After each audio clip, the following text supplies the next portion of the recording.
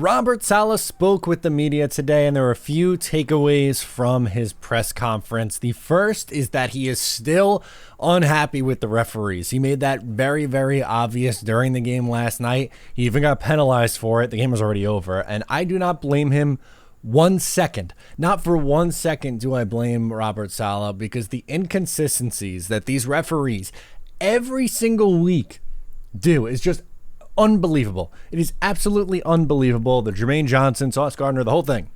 I understand his frustration 1000%. No issue with him getting animated. And again, he kind of, in his press conference, he didn't go up there because obviously he doesn't want to get fined, but he did about as much as you can possibly do up there at the podium without getting fined. He said that he's waiting for clarification from the league on Sauce Gardner's holding. And then the second part was, he goes, I don't think I've ever been a part of an ending like that, talking about the final drive. It's kind of a bizarre last drive, a series of unfortunate events. It's 7.5 minutes of calls or a 7.5 minute drive that was aided by non-calls. It was just bizarre. I don't know if I've ever been a part of a drive like that to end a football game, especially a game like that on national television. So unfortunate. I'm still trying to understand what we could have done better, and we're still trying to figure out what we need, how we can coach things better. Like I said, I'll get clarification, and we'll go from there. Again, just completely bizarre. It was 7.5 minutes. They had the ball like the whole fourth quarter. It was unbelievable. The drive kept getting extended, and you don't know what, like, Sauce Gardner was upset with it today too. He had some tweets firing out. He's like, maybe if I was a Swiftie, this and that, and like, I don't know. I get it. I understand the frustration. I hate to be the blame the refs guy. It's lazy a lot of times, but you feel cheated when you don't get a chance to get the ball back, when it felt like twice they were going to have that opportunity. One on the Jermaine Johnson holding that would have set up a 3rd and 40, and the other on the interception where they called Sauce Gardner.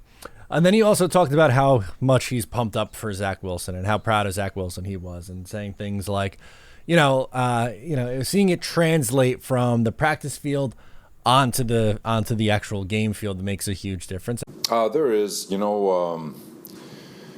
I think he, when he's throwing those back shoulder throws, the things that, again, I know it's practice, but it's what we see when no one else is looking, right? And he's throwing those back shoulder throws, and he's being aggressive with his and utilization of his arm talent. It's what we've been seeing all off season, and for him to just let it rip, and he's done it a couple times in the game. I think he had a couple in the Buffalo game. He did some good things in the Dallas game, and then. But yesterday, I thought, especially coming out in the second half, that drive to start the third quarter, hit a couple of them. So yeah, when you're playing free of mind, that's just life in general, or football in general. If you're playing free of mind, you have the ability to access a chance to access all your athletic ability, and I felt like he did that for the most part on last night. 100%. Like, we've been honest. It was Zach Wilson's best game as a pro. There's no denying it, and you hope that he does it again. Like, you have to build off this now. You got to take that next step and play again next week. And that's the other thing. Leading into this upcoming week against the Denver Broncos, he was obviously asked about Nathaniel Hackett going up against his former team, and he goes, Hackett versus Denver, it's going to be personal. It's going to be a personal feel to it. Go back to that locker room, but he understands how to handle himself. And this is like Robert Saleh being like, this is your opportunity to go off, sir. Now is your time. And he's right. He's 100% right. Robert Saleh is right about Nathaniel Hackett. He's got to be in his bag on Sunday.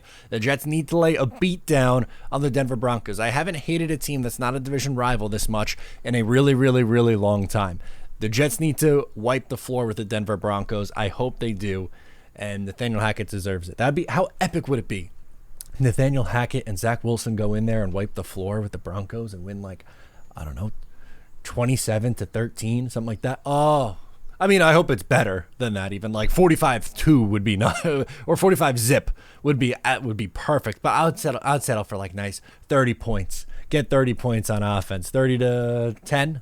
Oh, satisfying double-digit point win on the road against the team that was apparently in such this bad spot, left in such a terrible spot, and they're only getting worse under Sean Payton. So things you absolutely hate to see. Let me know your thoughts in the comments below. Thank you so much for tuning in. I'm Matt O'Leary, and I'll catch you next time.